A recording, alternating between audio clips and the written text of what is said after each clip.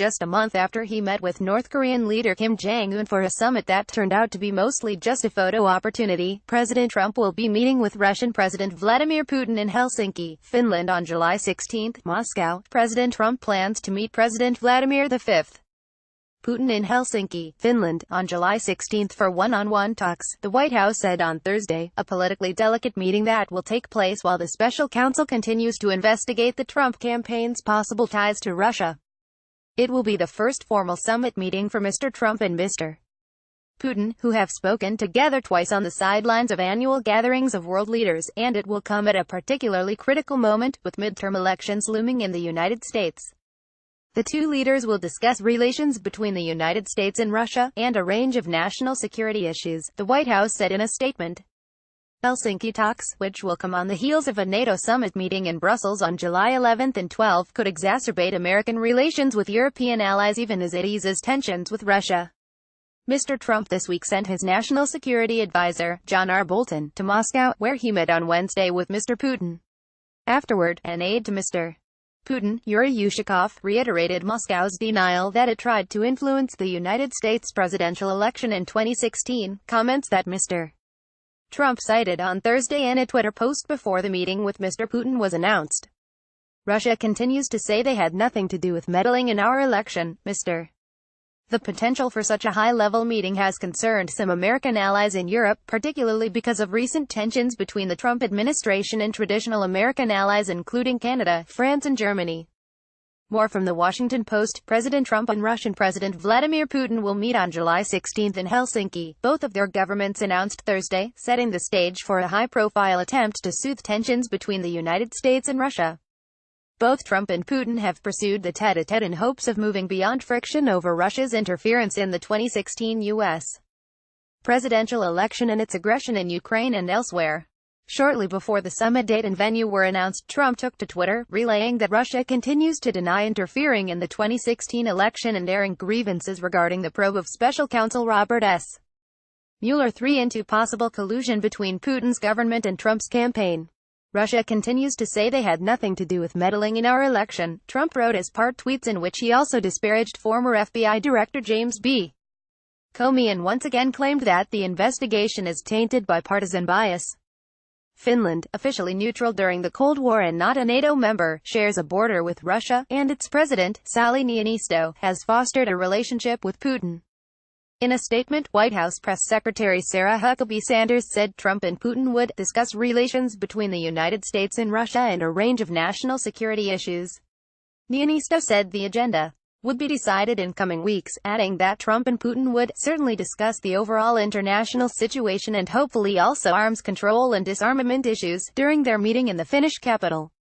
Even small steps in reducing tensions would be in everybody's interest, Niinisto said in a statement. Niinisto said he had received a joint inquiry last week from high-level U.S. and Russian officials about the possibility of hosting a meeting in Helsinki. The summit date falls after previously planned stops during a trip to Europe by Trump for a NATO summit meeting July 11 to 12 in Brussels and a visit to Britain on July 13. It also allows Putin to be in Moscow for the World Cup soccer final on July 15. Not surprisingly, the announcement of a Trump-Putin meeting is raising concerns about what the president might give away in talks with Putin. This is particularly the case given the fact that the president has sent some rather disturbing signals about his commitment to America's traditional allies in Europe in particular. Last year, for example, his 2 trips to Europe left many NATO allies wondering just how committed he is to the alliance and its principles of collective defense as set forth in Article 5 of the NATO treaty itself. More recently, of course, Trump suggested on the eve of this G7 summit in Canada earlier this month, Trump suggested without consulting that Russia should be readmitted to the group it had been excluded from in retaliation for its interference in Ukraine in 2014. Then, Trump went to the meeting and proceeded to blow it up in a way that had not been seen before and to create even more animosity between the United States and its allies. As I noted shortly thereafter, Trump was essentially achieving something that Putin and leaders of the Soviet Union before him could only dream of by driving a wedge between the United States and its allies. In this regard, Axios reports this morning that Trump has taken to repeatedly bashing NATO in conversations with allies at the G7 summit, equating it with the North American Free Trade Agreement, which he has spent the better part of the last 3 years bashing as being unfair to the United States.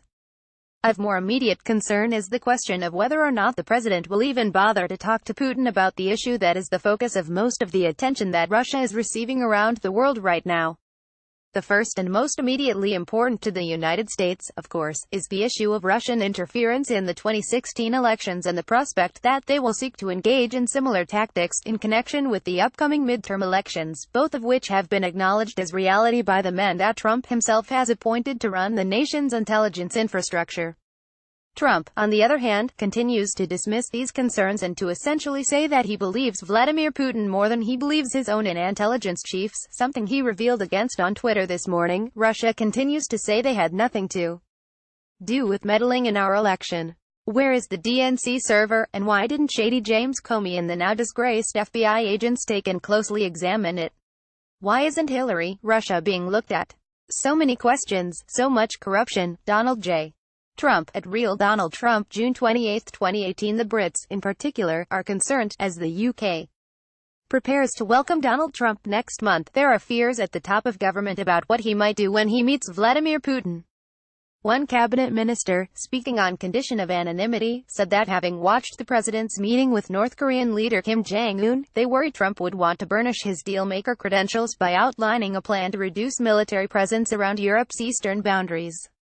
Right after that June 12 summit with Kim, Trump called off joint military exercises with South Korea that had been an irritant to North Korea.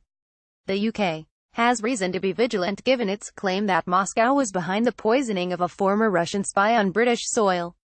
It's also been thrown off by the prospect of Trump and Putin meeting just before, or after, the US leaders' visit to the UK on July 13 and around the time of a NATO summit. Britain has forces stationed on NATO's eastern frontier to deter Russian aggression. The risk is that if Putin staged any kind of incursion, as has happened in the Ukraine and Crimea, there could be a direct confrontation between UK and Russian troops. Some of the senior ministers' concerns are shared within Prime Minister Theresa May's government and Conservative Party. Another UK official agreed it was difficult to know what Trump might say when he met Putin. May's spokeswoman, Alison Donnelly, said, "The meeting is a matter for them, Putin and Trump, and that the Prime Minister has been clear on our policy with Russia, and that is to engage but beware." The minister didn't say whether the UK had raised these concerns with other allies or the White House. British diplomats and politicians have struggled to read Trump since he took office, and been repeatedly caught out by him, leaving them wary of what he may do next. Bob Seeley, a Tory lawmaker and member of the Foreign Affairs Parliamentary Committee, saw grounds to be concerned about what Trump might do. On his way to the Group of Seven summit, Trump blindsided other leaders by saying that Russia ought to be readmitted and then caught them off guard again by rejecting the joint statement he'd just agreed to.